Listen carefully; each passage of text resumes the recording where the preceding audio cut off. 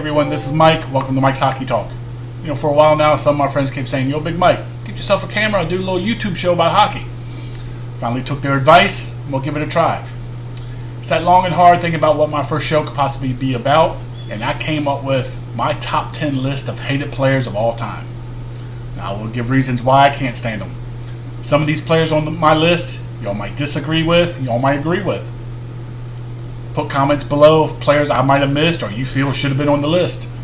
Hopefully you enjoy it, and if you do, hit the subscribe button. I will be making some more videos, especially coming up with the off season after the Stanley Cup Finals. Yes, go Caps. Especially with the draft coming up, free agency, new video game coming out later this year. So like I said, if you enjoy it, hit the subscribe button and enjoy my top 10 list of hated players of all time. Darcy Tucker played for Montreal, Tampa Bay, Toronto, Colorado. Pretty much through his NHL career, he was known as a dirty player, constantly taking cheap shots at other players' knees. When the players would retaliate, he'd run, cry, bitch and moan to the referees. With his type of play style, his career was clouded, and he was pretty much a joke of the NHL. Way to go there, asshole.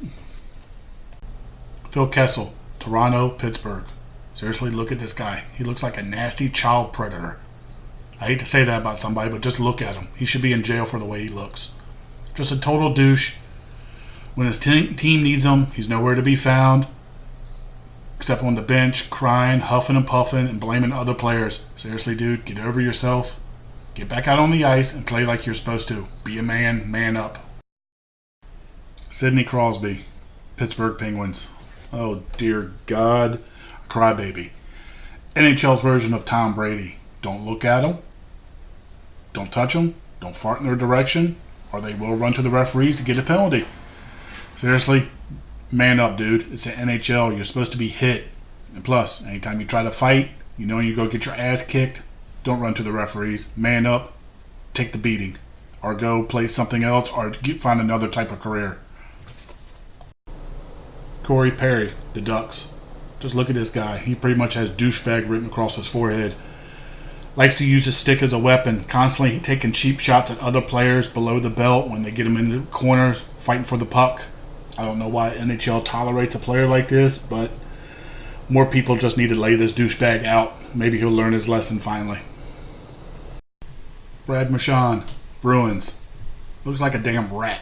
Can't trust a person who looks like a rat. He's a dirty-ass player, likes to take cheap shots at players, constantly going after their knees, high sticks, deliberately trying to hurt somebody. And what is it with the damn licking? You nasty-ass bastard, stop licking people. You're a grown man. Chris Pronger, Hartford, St. Louis, Edmonton, Anaheim, Flyers. Throughout his NHL career, a lot of people considered him a dirty player. He was a hard playing player, but he was dirty, crossing that line several times, taking cheap shots at people. Looked like he was deliberately trying to hurt other players.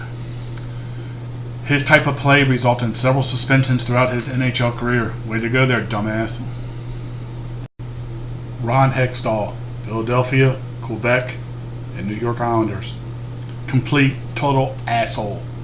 Quick-temper goalie. Love using his stick to swing at people like it was a freaking baseball bat. Always trying to hurt somebody, but God forbid if he got caught, he'd be all pissed off, butt hurt, screaming and yelling at the referees, wanting to fight everybody on the ice.